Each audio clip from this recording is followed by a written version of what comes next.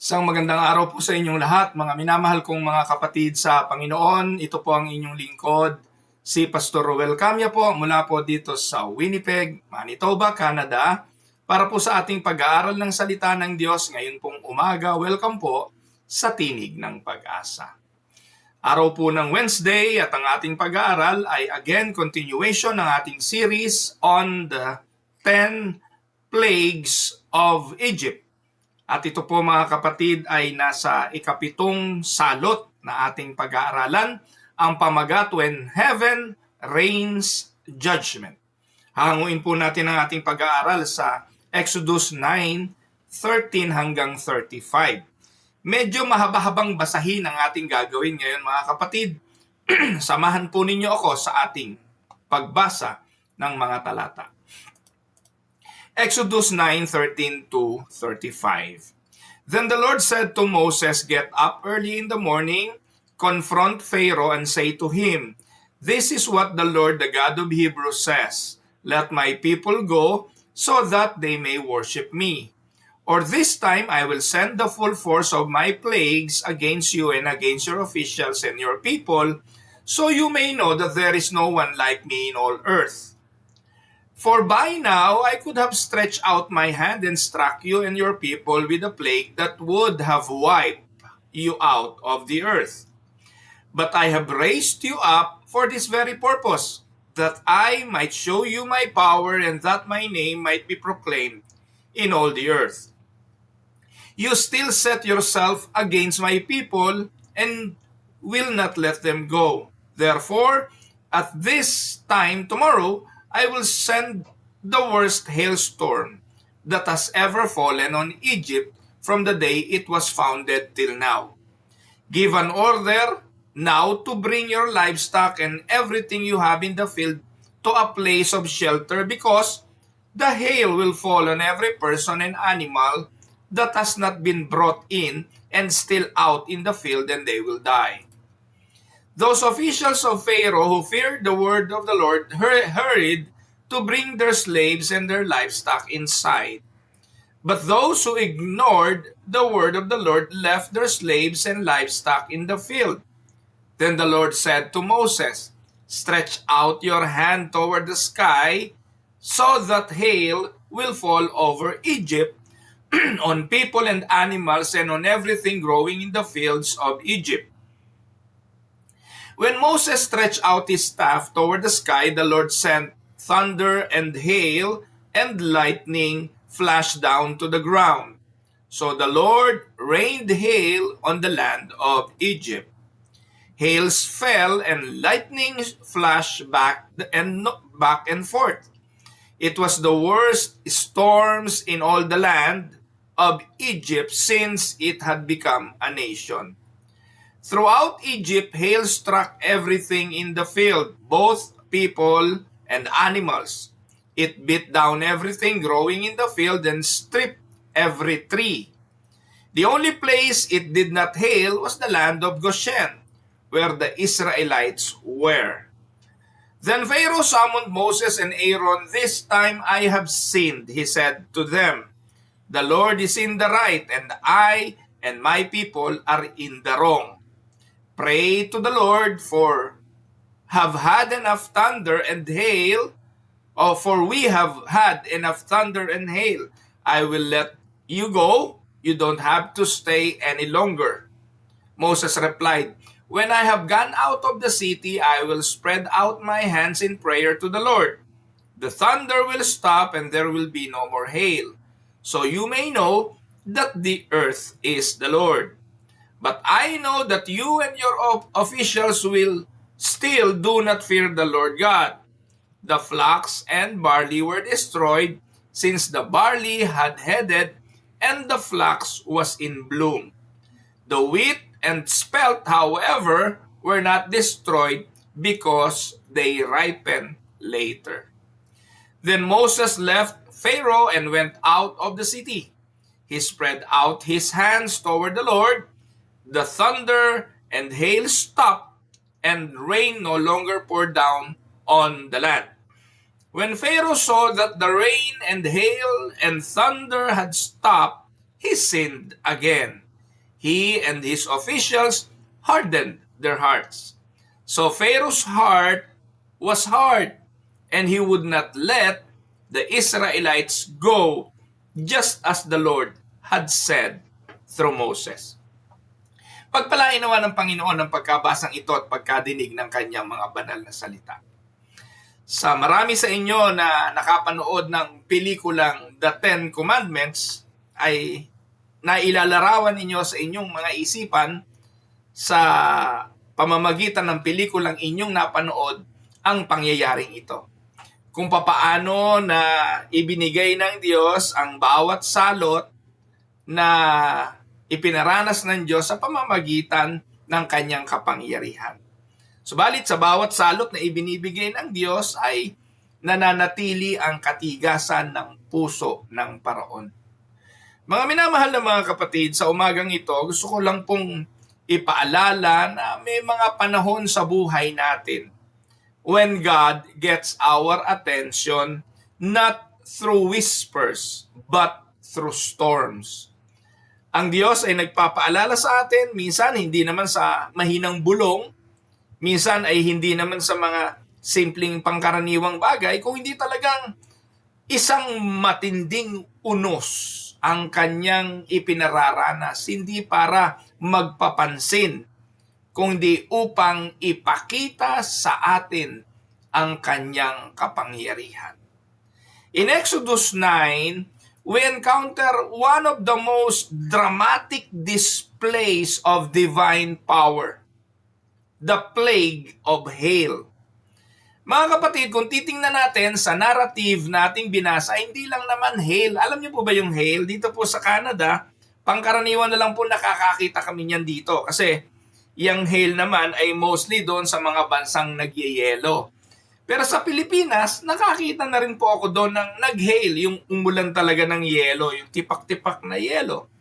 Ewan ko kung nakakita na rin kayo no? Sa Pilipinas, nakakatawa kasi babagsakan, kainitan ng araw pag ulan yelo. No po? So nangyayari din po yun. At sa Pilipinas, ang explanation doon ay kapag nagka-cloud seeding ang government. Ano ba yung cloud seeding? Kapag yung gusto magpaulan, yung makakapal na ulap na ayaw bumagsak, ang ginagawa po ng gobyerno para umulan, binobomba nila yon ng snow o ng tubig na merong asin at yun po yung pagkaintindi ko. At yelo.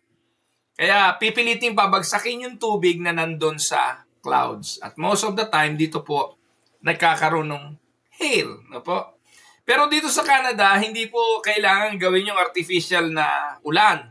Dito po sa Pilipinas kasi nakakapagpaulan ng artificial Cloud seeding ang tawag doon. Dito po, talaga pong whether you like it or not, talaga hong ang yelo ay bumabagsak. Ngayon po ay napakakapal ng yelo Alam niyo po ba bukas minus 47 degrees centigrade. Yan, so yun ang forecast. Bukas po mamayang gabi hanggang bukas ng umaga minus 47. Imagine niyo. Ang freezing point ay 0. Pero 47 below. Imagine niyo yun. Ewan ko sino tatagal sa inyo ng 2 minuto sa labas sa ganung kalamig. Kung hindi ka magbabalot at hindi ka talaga full battle gear ang tawag namin doon.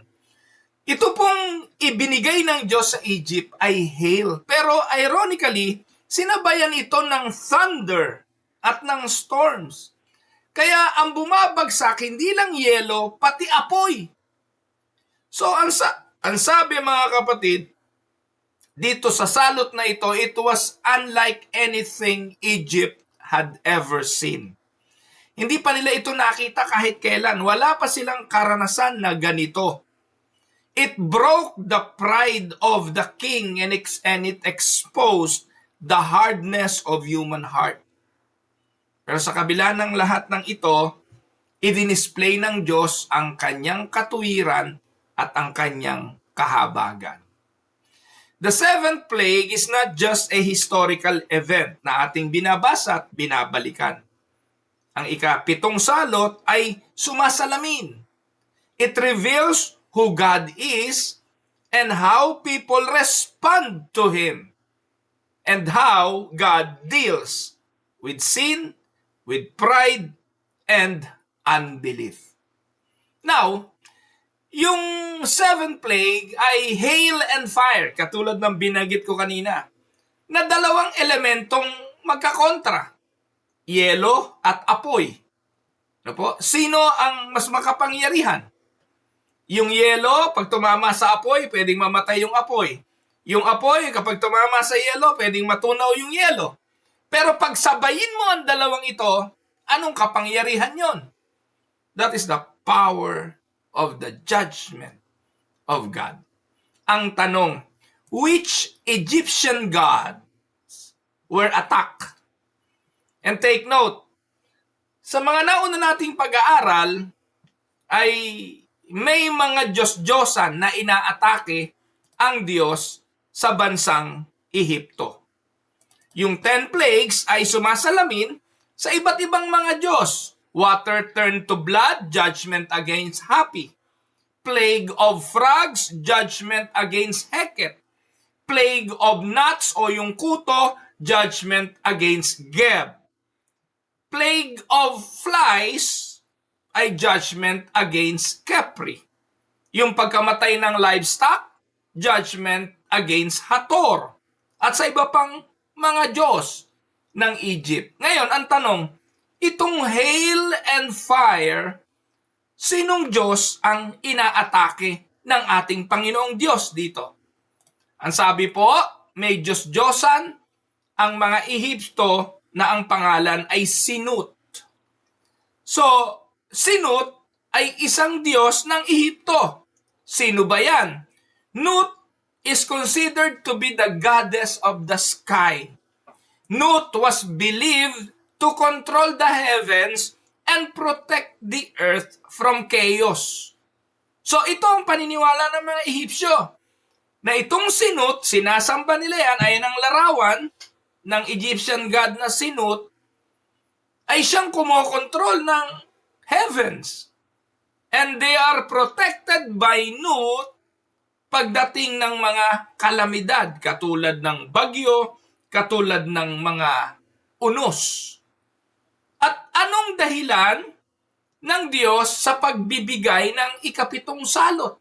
Para patunayan ng Diyos na siya ang may kontrol ng lahat ng bagay. The plague showed Nut had no control over the sky. Hiniya ng Diyos si Nut sa sitwasyong ito. Ang pinagtitiwalaan ninyo na siyang makapangyarihan pagdating sa mga unos, pagdating sa hail, pagdating sa storm, ay walang silbi sa akin. Kaya ipinakita yan ng Diyos kay Paraon at sa mga Ehipsyo, your God or your gods are no match for me. Amen? Pangalawa, sino pang Diyos? Hindi lang po Sinut, meron pang Diyos na si Shu. Egyptian God na si Shu. Yan po yung itsura niyan. Si Shu ay God of the air and atmosphere. Can you imagine? Maliban kay Nut na goddess of the sky, meron pang Shu na God of the air and atmosphere. Si Shu was associated with the winds and the space between heaven and earth. Sa pagitan ng langit at lupa, yung hangin ay kinokontrol daw ni Shu. Kaya kung titingnan ninyo, ang larawan ni Shu, hawak niya ang mundo . Di po? So, ito po mga kapatid, ay atake rin ng Diyos sa sinasambang Diyos. Hindi lang si Nut, kung hindi si Shu. Kaya yung violent storm proved that the air itself was controlled or is controlled by God and not by Shu. Air itself obeyed the Lord and not the God of the Egyptian na si Shu. Meron pang pangatlo at ito ay si Tefnut. Ayan, ay itsura ni Tefnut. Isa yang goddess. Si Tefnut ay goddess of moisture, rain, and weather. Kaya pinaniniwalaan nila na ito ang nagbibigay ng hamog. No? Kaya may hamog sa umaga, ina-associate nila yan kay Tefnut. Sinasamba nila si Tefnut kasi kailangan ng ulan, kailangan ng hamog upang ang mga halaman ay mabuhay. Kaya nung pinaulan ng Diyos ng hail at apoy, ang bansang Ehipsyo, winasak pati mga halaman, pinatunayan ng Diyos na si Tefnut ay powerless. She was thought to govern the dew, the rain, and the storms. The destructive hail demonstrated that weather is under Yahweh's command alone and not these gods. Amen? Panghuli, may pang-apat pa hong sinasamba yung mga Ehipsyo na may kinalaman sa ikapitong salot. Ito po si Osiris. Ayan ang itsura ni Osiris. Siya naman ang tinatawag na God of crops and fertility. Ayan, magkaka-associate hindi po ba? So, the hail destroyed flax, barley, and crops. Binasa natin kanina yan, verses 31 hanggang 32. Hindi po aksidenteng isinulat yan. Ipinakita sa mga talata na maging ang Diyos-Diyosang si Osiris na ang sinasabi ng mga bansang Ehipsyo ay dahilan kung bakit merong ani. Winasak din niya ng Diyos sa pamamagitan ng ikapitong salot. The plague showed Osiris could not protect agricultural life. Kayang wasakin ng Diyos ang lahat ng mga sinasambat popular na Diyos-Diyosan ng Ehipto. Amen?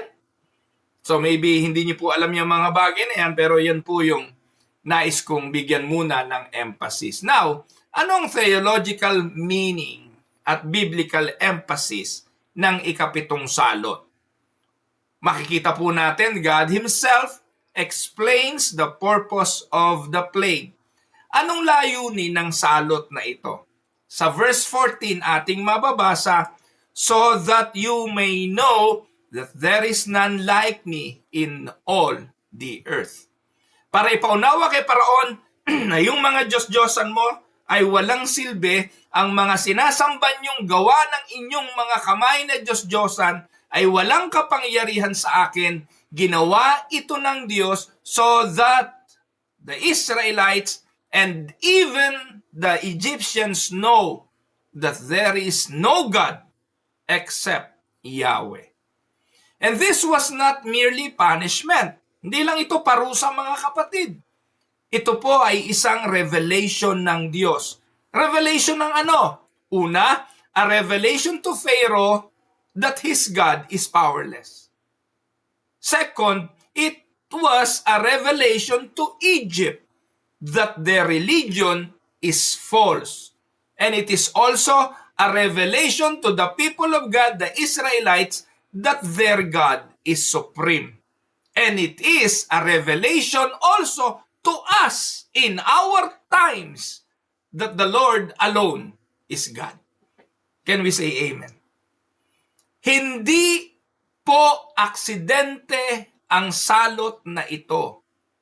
It was all orchestrated by God. Ang purpose, so that you may know that there is none like me in all the earth. Can we say amen? Now, ating pong talakayin ang mga talata expositorily. Let us look at the verses. At ipinakita po sa atin sa verses 13 to 14 ng Exodus 9, the God who speaks with authority. Ipinasabi ng Diyos kay Moses, isang makapangyarihang kapahayagan. The Lord said to Moses, get up early in the morning, confront Pharaoh and say to him, this is what the Lord, the God of Hebrews says, let my people go so that they may worship me. Paulit-ulit. Bawat salot, ganyan ang kataga ng Panginoon kay Paraon, palayain mo ang aking bayan upang ako'y kanilang sambahin.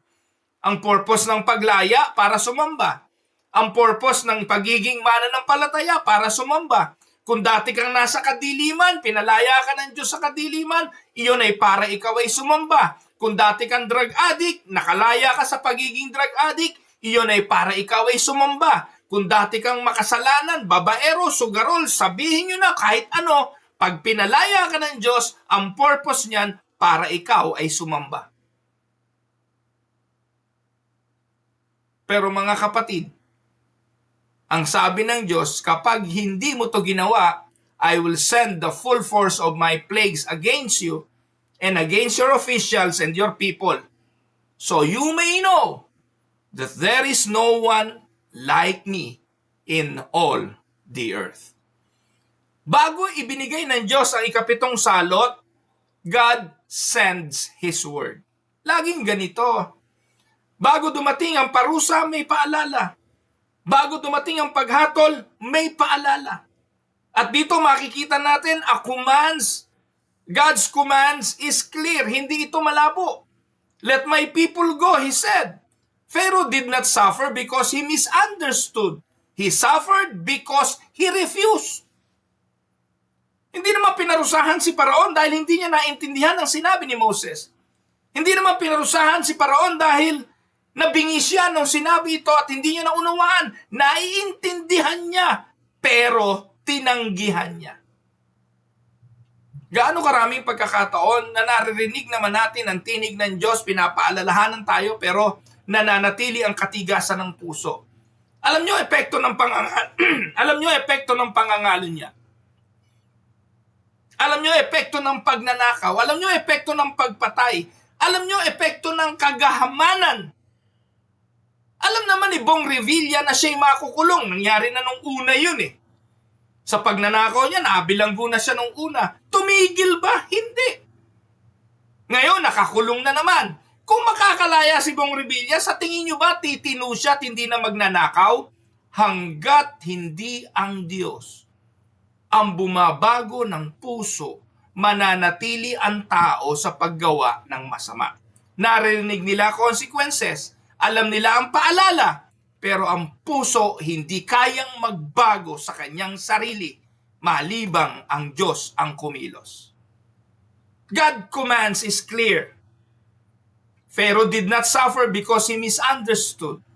He suffered because he refused. Pangalawa, God's purpose is clear. Malinaw naman ang purpose ng Diyos, that they may serve me. Set my people go so that they may serve me. Deliverance is always unto worship. Salvation is not merely rescue. Salvation is reconciliation, reorientation toward God. Pag pinalaya ka ng Diyos, hindi ka dadali ng Diyos sa pagkakasala uli. Dadaling ka ng Diyos sa pagsunod sa Kanya. Kaya yung mga sinasabing na born again na tapos ang buhay hindi nagbago, napakalaking question mark yun. Kaya kung maririnig po natin yung mga patotoo ng buhay na dating magnanakaw, ngayon nagsisi, hindi na magnanakaw. Yung dating babaero, nagsisi, hindi na nang bababae. Dating adik, dating naninigarilyo, dating puro dati, ngayon hindi na. Yun ang mga totoo. Pero how easy for a person to say na, hindi na ako ganun eh. And yet, wala ka nakikitang pagbabago. Malaking question yun. Kasi tandaan po ninyo, ang purpose ng deliverance is worship. Ang purpose ng pagpapalaya ng Diyos ay para paglingkuran siya. And if you are not serving God, naku, baka ikaw ay relihiyoso lang. Hindi ka mailigtas ng pagiging relihiyoso.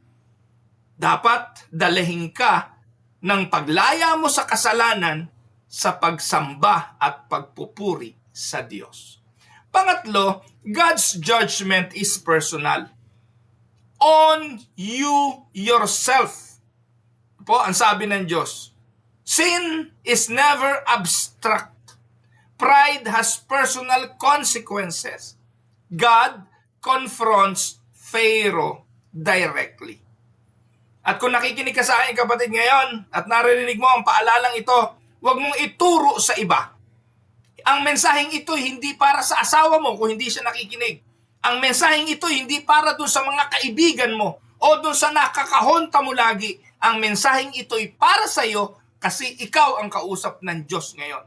Para makaiwas sa hatol at parusa, pakinggan mo ang mensahe at ito'y personal. Amen? Ano ang biblical insight na ating makikita sa mga bagay na ito? God's word is sovereign. Amen? When God speaks, His purpose are never frustrated. Pharaoh is not an equal rival. Hindi kapantay ng Diyos si Paraon. Pharaoh is just a vessel. Si Paraon ay instrumento lang ng Diyos. Para ano? Para ma-display ang kapangyarihan ng Diyos. Mga kapatid, aminin man natin o hindi, anong karapatan nating magmalaki sa Diyos? Alam niyo po ba kung saan tayo nanggaling? Nanggaling tayo sa alabok ng lupa, pinakawalang kwentang elemento. At sa alabok na pinanggalingan natin, sa alabok din tayo babalik. Anong karapatan mong magmalaki sa Diyos na lumalang at lumikha sa'yo? Kaya every time na nagrereklamo tayo sa Diyos, mahiya tayo. Every time na sinusumbatan natin ng Diyos, mahiya tayo. Mga kapatid, we are not in equal rival with God, just like Pharaoh. Amen? Pangalawang punto, God who makes Himself known. That is the purpose. Sa 15 at 16 ng Exodus 9, for by now I could have stretched out my hand and struck you and your people with a plague. Sabi ng Diyos, dapat nga ngayon patay na kayong lahat eh. Dapat nga ngayon tinanggal ko na kayo at binura sa mundo. But I have raised you up for this very purpose. Paraon, buhay ka pa hanggang ngayon. Hindi pa kita pinapatay, hindi pa kita dinudurog. Kasi, that I might show you my power, and that through you, my name might be proclaimed in all the earth. Tandaan, ang salot na ikapito had a theological purpose. Anong purpose? Ang sabi ng Diyos, God could have destroyed Egypt instantly. If I had stretched out my hand, you are already destroyed, but He didn't. He did not destroy Egypt. Why? Because God raised Pharaoh for this purpose. And what is the purpose? To show His power, to proclaim His name, and to reveal His supremacy. And third, God's judgment are revelatory. Every plague exposed the powerlessness of Egypt's God. God was not just punishing Egyptians, He was revealing Himself. Hindi naman kilala ng Ehipsyo ang Diyos eh. Sino ang kilala nila? Yung kanilang mga Diyos-Diyosan. Yung mga binanggit ko kanina, ang mga Diyos-Diyosan, ito ang kanilang kilala. At sa bawat salot, inire-reveal ng Diyos kung sino siya. Your gods are powerless against me. Sabi ng Diyos. So to illustrate this, mga kapatid, a diamond must be set against black velvet to show its brilliance. Kaya kung titingnan niyo po, mga kapatid, kapag ang diamond ay ipinepresenta, naglalatag muna ng maitim na velvet cloth. Doon ipinapatong para lalong magningning ang kanyang liwanag. Anong gusto kong sabihin? Tandaan, God's glory shines brightest against the backdrop of human pride. Sa ating pagmamataas, sa ating pagyayabang, kapag ibinagsak na tayo ng Diyos, anong nakikita? Ang kapangyarihan ng Diyos at ang ating kawalang silbi. Sa ngayon, ano pong nakikita ng mga Filipino kay Bong Revilla? Ang kapangyarihan ng Diyos na kahit gaano ka kagandang lalaki, kahit gaano karami asawa mo, kahit na ikaw makapangyarihan dati, isang pitik lang ng Diyos, kulong. Bakit hindi ginagawa kay Bongbong Marcos yan? Ba't hindi ginagawa sa iba yan? Mga kapatid, maghintay-hintay lang. Ginagamit lang ng Diyos ang mga bagay na nangyayari sa mundo para lalong maipahayag ang kanyang kaluwalhatian. Amen? Third point, the God who warns before He strikes. Ang Diyos na ito, nagbibigay lagi ng pagkakataon. Katulad po ng mabuting magulang. Ewan ko mga kapatid, tayo naman minsan nasabi lang, no? Pag ginawa mo yan, patay ka sa akin. Pag ginawa mo yan, hahambalusin kita. Pag ginawa mo yan, mata mo lang ang walang latay. Narinig nyo na ba yung mga katagang yan? Na madalas narinig natin sa mga taong nagmamalasakit sa atin, sa ating mga magulang.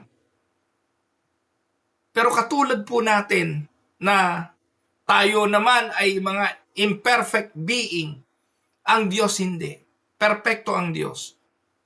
At hindi siya nagpaparusa nang hindi muna siya nagbibigay ng paalala. Tandaan ninyo, ang Diyos hindi nagpaparusa ng walang paglabag. Kaya nga nauuna lagi ang kautusan bago ang pagsuway. At ang kautusan, ipinakita how wicked, how sinful ang bawat isa sa atin. Dahil sa pagbibigay ng kautusan, doon natin nakita na ang dami na pala nating nilalabag. Tama po ba? Ano sabi ng verses 18 to 21? Therefore at this time tomorrow I will send the worst hailstorm that has ever fallen on Egypt from the day it was founded till now. Sa mga talatang ito, sinabi ng Diyos kung ano mangyayari kinabukasan. But sa kabila ng lahat ng ito, sa kabila ng warning, Pharaoh resisted. God still issued the warning kahit alam niya na si Pharaoh ay magre-resist. Ano ang laman ng paalala? 1. Judgment is coming. Hail such as has never been in Egypt. And in spite of the warning, mercy is offered. Those who fear the Lord. Ang sabi, ipasok nyo na yung inyong mga hayop. Ikulong nyo na at dalhin sa koral. Pag nasa labas yan, mamamatay ang inyong mga hayop. At makikita natin mga kapatid, merong dalawang klase ng pagtugon. Those who fear the Lord responded and they lived. And those who ignored the Lord, they suffered loss. Yung mga natakot sa Panginoon, natakot sa warning, yung mga hayop nila, dinala nila sa koral, itinago nila. Pero yung mga hindi natakot sa Diyos, wala yan, hindi yan totoo. Katulad din ng panahon ni Noe. Ang pamilya ni Noe, nakinig sa babala ng Panginoon, sumunod at gumawa ng arko kasama ang kanyang buong pamilya, pinagtawanan ng mundo. Hindi sila naniniwala. And when the judgment came, all the people died except for one family, the family of Noah. Anong makikita natin dito, mga kapatid? Key truth. Judgment never comes without warning. Can we say amen? Ang paghuhukom hindi dumarating ng walang warning. Grace always precedes wrath. Ngayon, ang mga tao'y tumatanggap ng biyaya ng Diyos, ng pagpapahinuhod ng Diyos. Ang delaying of the judgment is God's grace and showing mercy, giving people a chance. But after the grace comes the wrath of God. Anong application natin dito mga kapatid? Today, God still warns people through what? Through the scripture, to the preaching of the word, to the conscience and circumstances. Doon po sa Garden City, meron po isang kaibigan kami doon, hindi ko na siya papangalanan. Pag kami nagkukwentuhan doon, ang lagi niyang sinasabi, darating ang paghatol ng Diyos. At ako maliligtas. Lagi niyang sinasabi, siya'y maliligtas. Marahil yun ang kanyang pananampalataya, na siya'y maliligtas. At siya'y nagbabasa, nakikinig siya ng salita ng Diyos, pinapaalalahanan niya rin yung mga kausap niya ron. Pero araw-araw siya'y pinagmumula ng katatawanan ng mga nandun. Ginagawa siyang katawa-tawa. Pero darating ang panahon mga kapatid, na darating ang hatol ng Diyos at yung mga nagtatawa sa mga mangangaral, yung mga nagtatawa sa mga salita ng Diyos, ay mawawalan ng panahong tumawa. Ang tanong, kapatid, do we listen? Do you listen? Ika-4 na point, the God who judges through the storm. Mababasa natin to sa verses 22 hanggang 26. Then the Lord said to Moses, stretch out your hand toward the sky so that hail will fall all over Egypt. When Moses stretched out his staff, the storm came. Ano ang paglalarawan sa unos na ito? A storm unlike anything before. First time na umulan ng fire and hail sabay. Creation bending under God's command. Alam naman natin hindi pwede magsabay eh. Ang apoy at saka snow. Pero dahil ang Diyos ang gumawa nito, kaya niyang baluktutin ang flow of nature. Kaya niyang magliwanag sa gabi at dumilim sa araw. Kaya niyang magpababa ng apoy and at the same time ay snow or hail. Second, God dismantles Egypt's economy. Napag-aralan natin kung paano nagkamatay ang mga hayop. At sa pagkakataong ito muli, crops destroyed, trees shattered, man-centered kingdoms crumble under the power of God. Pati mga hayop, patay. But, there is a good report na makikita natin dito. Yung mga tao ng Diyos, protektado ng Diyos. Only in the land of Goshen, there was no hail. Yung land of Goshen, nandun ang Israel, walang bumagsak na hail at apoy. And this is sovereign distinction. Judgment is not random. God knows those who are His. Amen? Ano biblical insight dito mga kapatid? God's people are preserved not because they are better, but because the grace and covenant mercy. Amen? Now, let us go to the last few verses. The God who exposes false repentance. Dahil sa pangyayaring ito, ano naging tugon ng Paraon? Sa verses 27 to 35, then Pharaoh summoned Moses and Aaron. Sabi ng Paraon, this time I have sinned. The Lord is in the right, and I and my people are in the wrong. Mukhang nagsisina, no, mga kapatid? Pharaoh sounded sincere. I have sinned this time, the Lord is righteous. Pero kapag tinuloy natin ang basa, pagdating sa verse 34, nang tumigil na ang unos, ang sabi ng Biblia, he sinned yet again and hardened his heart. Ang tawag dyan, mga kapatid, ay false repentance. Inamin niya, siya'y mali. Sinabi niya, Diyos ay tama. Pero nung nawala na ang salot, nawala na ang parusa, bumalik uli sa dati. Dami ko nang narinig na ganyan, hindi na ako iinom. Ilang araw lang, inom uli. Hindi na ako mambababae. Nako, ilang araw lang. Hindi na ako magsusugal. Ayoko nang pumunta sa casino. Nako. Sa una lang. Tandaan mga kapatid, temporary repentance is not true repentance. Fear of consequences is not fear of God. The fear of the Lord ay ano? The beginning of wisdom. At yung wisdom na yon, ikaw ay susunod sa kalooban ng Diyos.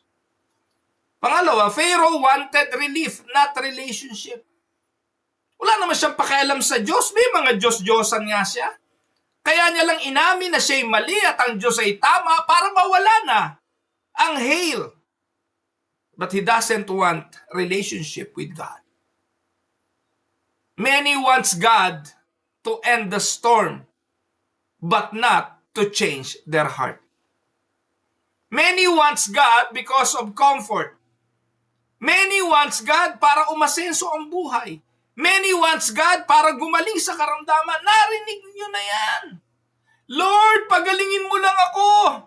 Lord, patamain mo lang ako sa loto. Lord, bigyan mo lang akong ganito. Bumait lang ang anak ko. Bumalik lang ang anak ko. Bumalik lang ang asawa ko.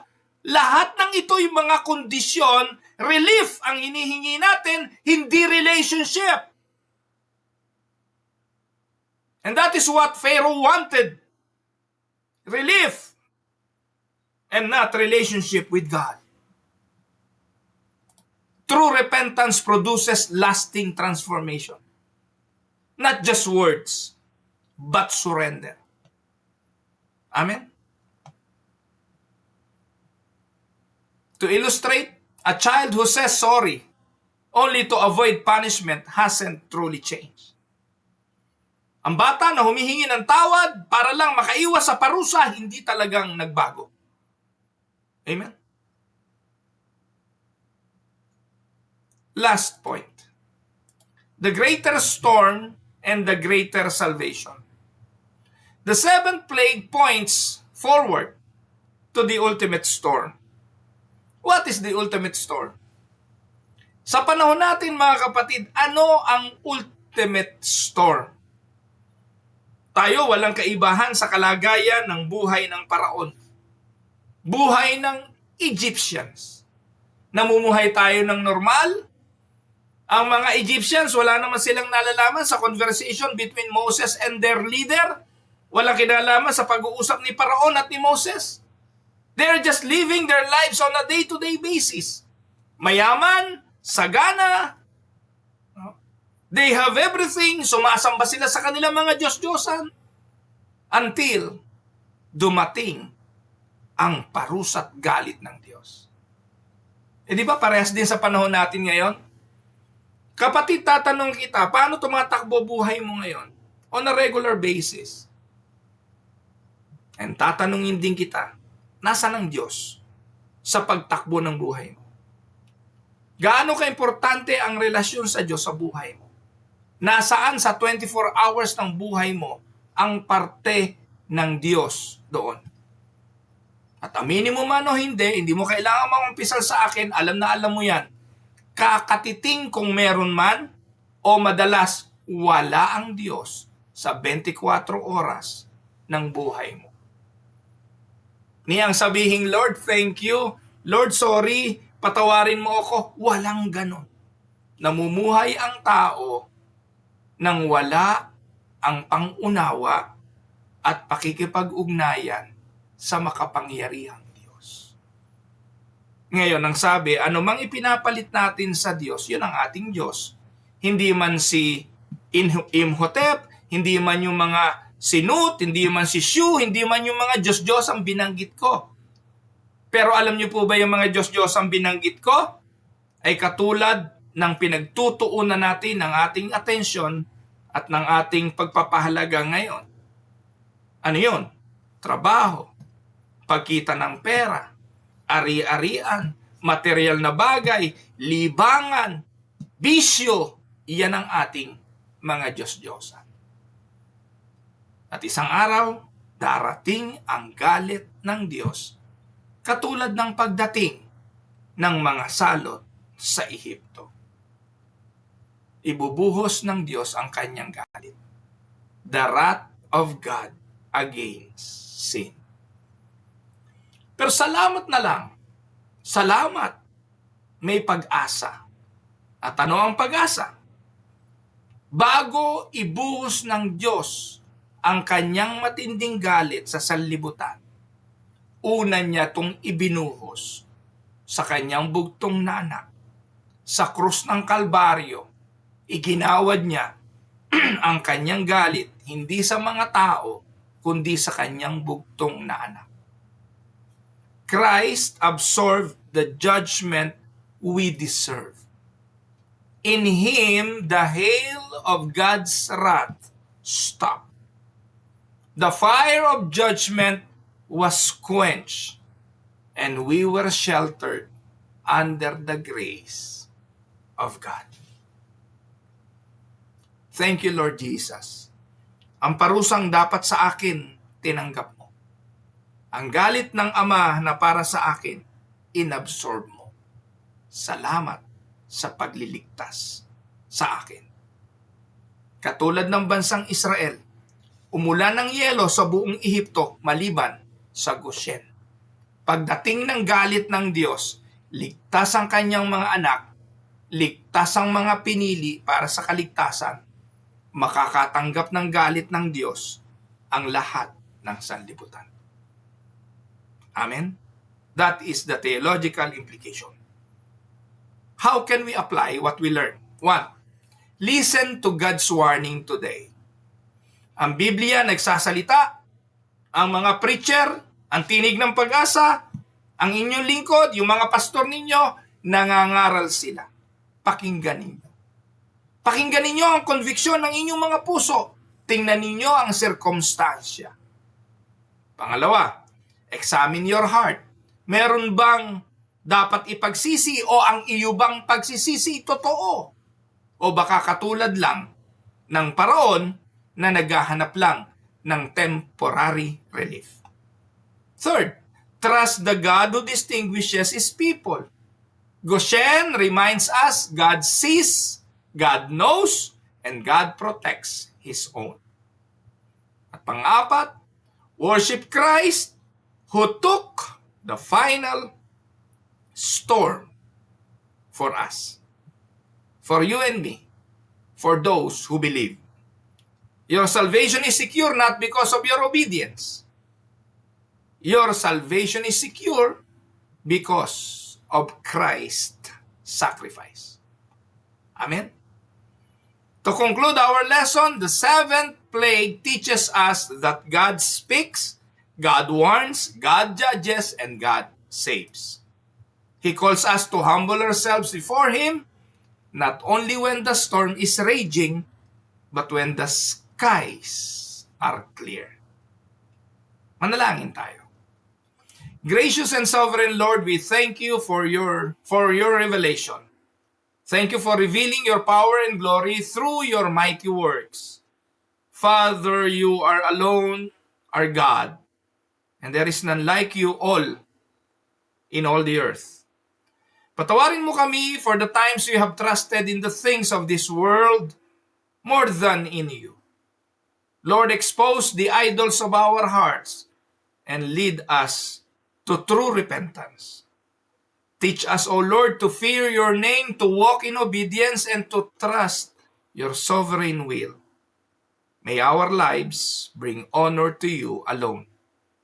We surrender ourselves anew to your Lordship. In Jesus' name we pray.